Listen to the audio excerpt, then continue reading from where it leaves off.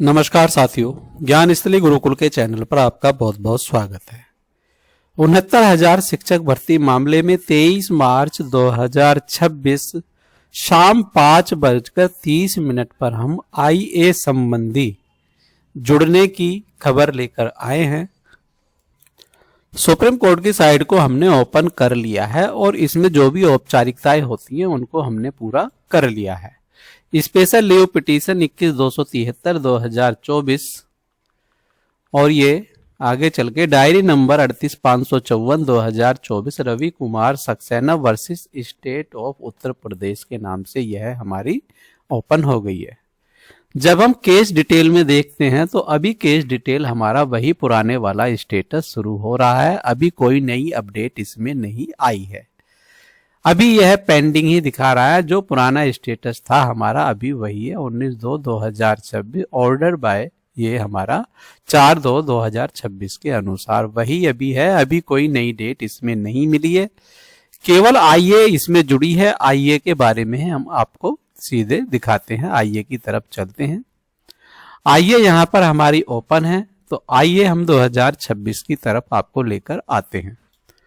ये यहाँ 20 मार्च 2026 के बाद केवल आज 23 मार्च 2026 को एक IA 202 नंबर पर जुड़ी है, जो 91/010/2026 इंटरवेंशन इम्प्लीमेंट है। ये तो ये 23 तारीख में जुड़ी है। दोपहर 1:10:11 पर यह जुड़ी है। अब अदर डॉक्यूमेंट्स पे भी एक नजर मारते हैं। अदर डॉक्यूमेंट्स में भी हमारे 91/011/2026 वकालतनामा इसमें जुड़ा है। 23/3/2026 1:10 यह दोपहर में जुड़ा है। 91/012/2026 प्रूफ ऑफ सर्विस इसमें जुड़ा है। यह भी 23/3/2026 1:10 पर जुड़ा है। इस केस में हमारे साथी भाई बार बार हमसे यह पूछते रहते हैं, सर इस केस में क्या होगा? क्या UR वालों का जीत होगी या हाई कोर्ट का दिया गया फैसला बदला जाएगा? तो इसके बारे में मैं आप सभी अपने साथियों को यह अवगत करा दूं कि इस केस में क्या हो सकता है। देखिए, पहले मैं आपको बताता हूं मामला क्या कहता है। हाई कोर्ट डबल बेंच ने आरक्षण विसंगति को स्वीकार किया। सरकार को बेसिक नियमावली के अनुसार नई मेरिट चयन सूची बनाने का निर्देश दिया, लेकिन सरकार समय पर इसे लागू नहीं कर सकी। अब जो अभ्यर्थी सरकार यदि इसको लागू करती और जो अभ्यर्थी इसमें प्रभावित हो रहे थे, खास तौर से अनारक्षित वर्ग के कैंडिडेट, वह सुप्रीम कोर्ट चले गए हाई कोर्ट डबल बेंच के आदेश के खिलाफ। अब हाई कोर्ट ने जो डिसीजन दिया है वो उत्तर प्रदेश की बेसिक नियमावली के अनुसार आदेश दिया है। और कोई भी कोर्ट जब किसी डिसीजन को देता है तो इंडियन कॉन्स्टिट्यूशन और संबंधित विभाग की नियमावली को देखकर ही डिसीजन देता है। कोई भी जज अपने विवेक से डिसीजन नहीं देता है। सबसे पहले मैं इस बात को अपने साथियों से बिल्कुल स्पष्ट करता हूं। दूसरी चीज, इस केस में सुप्रीम कोर्ट क्या कर सकता है? देखिए, हाई कोर्ट का निर्णय यदि कानून व नियमावली के अनुसार सही है और आरक्षण में वास्तव में त्रुटि हुई है, ऐसा सुप्रीम कोर्ट ऑफ इंडिया को लगता है, तो हाई कोर्ट का निर्णय कानून व नियमावली के अनुसार सही माना जाएगा और हाई कोर्ट के दिए गए निर्णय को बहाल कर दिया जाएगा। नंबर 1 चीज। नंबर 2, इस निर्णय को बहाल करने पर जो हमारे चयनित साथी हैं, चाहे वो किसी भी वर्ग के हैं, उन पर यदि इसका प्रभाव पड़ता है तो सुप्रीम कोर्ट उनको यथास्थिति में बनाते हुए बिना नौकरी से निकाले उनको अपने पद पे बने रहते हुए नई चयन सूची जैसा हाई कोर्ट का आदेश है उसके अनुसार ही सुप्रीम कोर्ट आदेश करेगा।